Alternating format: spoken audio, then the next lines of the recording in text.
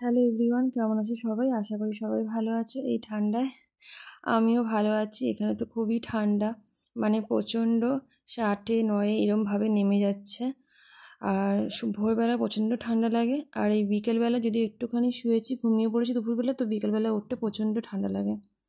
একবার উঠে গেলে আর কোনো সমস্যা হয় না। তো দেখো রেডি সেডি হয়ে চলে এসেছি। এখানে চালের গুঁড়ো মিক্সিতে বেটেছিলাম, সেইগুলোই এখন পাত্রে ঢালছি, মানে বাটিটায় ঢালছি, গামলাটায়। আর ওই বাটিতে দুধ জাল দিচ্ছি। সকাল থেকে ওই দুধটা আমি জাল দিচ্ছি। 500 দুধ নিয়েছি আমি এখানে, আমল দুধ। সেটাকে ভালো করে জাল দিচ্ছি, একদম ঘন হয়ে আসবে যখন, মানে 500 থেকে যখন 300 বা 250 হয়ে আসবে, হাফ হয়ে আসবে, তখন এর মধ্যে আমি খোয়া ক্ষীর দেবো। তো সেই জন্য আমি জাল দিয়েই যাচ্ছি। আর দেখো এখানে যেহেতু আমি আজকে পাটিসাপটা বানাচ্ছি, সেই জন্য এখানে যে পাটিসাপটার ব্যাটারটা বানাবো তার জন্য চালের গুঁড়ো নিয়েছি, সুজি নিয়েছি, ময়দা নেব, আর অল্প একটু নুন দিয়ে দিলাম, এই যে। তো এইবারে তার মধ্যে আর গুড় দেব, এই যে। সুজিটা একটু বেশি দিলাম, এবারে একটু নুনও দিলাম স্বাদের জন্য, নুন না দিলে কেমন লাগে সেই জন্য। আর ওইদিকে কিন্তু আমার দুধ জাল হচ্ছে। তো এবারে এর মধ্যে আমি ভালো করে মিশিয়ে নিলাম চারিদিকটা, মানে সুজি, ময়দা, চালের গুঁড়ো, নুন। এবার এর মধ্যে আমি দিয়ে দেবো গুড়।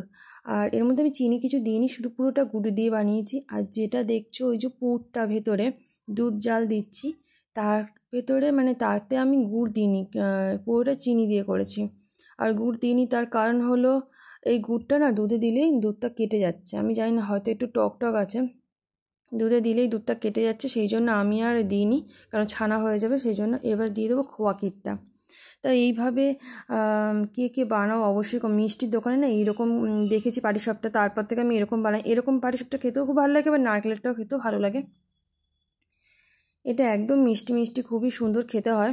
আর এই চালের এই আর পুরটা দিয়ে দিলাম। এরপরে অনেকটা জাল দিতে হয়েছিল, মানে আমি তো ভেবেছিলাম হয়ে গেছে, হয়তো ঠান্ডা হয়ে গেলে শক্ত হবে বলে আমি আধ ঘন্টা রেখেও চলে গেছিলাম। এসে দেখছি অতটাও মানে জমেনি। আবারও এসে মানে জাল দিয়েছিলাম পুরটা ভালো করে, একদম যাতে সন্দেশ টাইপের যখন হয়ে যাবে একদম, ঠিক তখন এটা ভালো হবে। এখন এই যে পাটিসাপটার ব্যাটারটা ভালো করে গুলিয়ে নিচ্ছি। তো এই যে আমার হয়ে গেছে। আর দেখো এটা করার পর আমি আবারও জাল দিয়েছিলাম, জাল টাল দিয়ে এখন পুরোপুরি শক্ত হয়ে গেছে। এই যত ঠান্ডা হয়েছে তত কিন্তু পুরটা শক্ত হয়েছে। আর দেখো তাড়াহুড়ো করতে গিয়ে, ক্যামেরা সেট করতে গিয়ে আমার ওখানে পড়েও গেল অল্প একটু।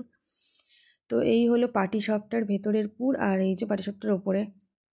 তো এই বছর এই পিঠে আমার আগে হতো, কিন্তু কি বলতো, গ্যাসটা নিয়ে খুব সমস্যা হচ্ছিলো, আর যেহেতু এটা আমার নতুন গ্যাস, তো সেই জন্য আর করা হয়ে ওঠেনি। এই প্রথম বানালাম, এর আগে তো একদিন গুড় পিঠে বানিয়েছিলাম, আর এই পাটিসাপটা পিঠে।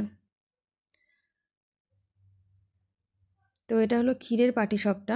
আর দেখো আমার কাছে এটা বেগুন দিয়ে করে আমার মা, কিন্তু আমার কাছে বেগুন ছিল না, বেগুনের যে বোটাটা, তো ওই জন্য ফুলকপি ছিল, ফুলকপির ওই ওপরটা নিয়ে আমি এটা বানিয়ে নিয়েছি। কী করব, আমার কাছে তো সেভাবে ব্রাশও নেই এখানে যে তেলটা ব্রাশ করব, তো সেই জন্য যা পেয়েছি হাতের সামনেই আর কি।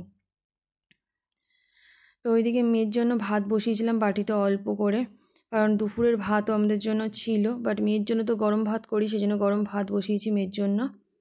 আর এই যে ঢাকনাটা কোথায় রাখবো বুঝতে পারছি না, জায়গাটা খুবই শর্ট, তোমরা দেখেছো এর আগে।